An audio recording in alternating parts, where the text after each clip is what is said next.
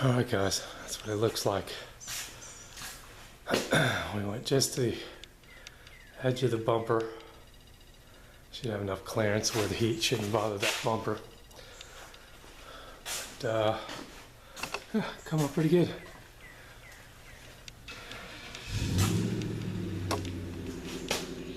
Easy's Mustang. Yeah, I sure like that machine.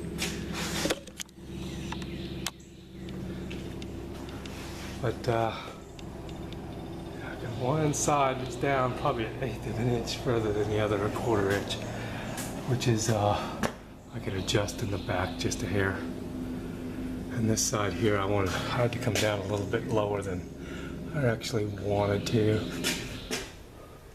I like to try to, like I said, I like to try to keep it even with the cross member, no lower.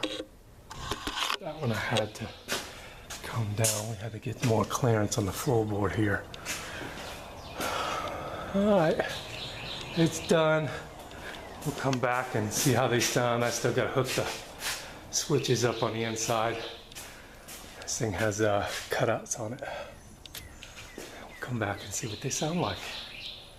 They're open right now, straight bore through, so it'll be a noisy one. But that's what he wanted.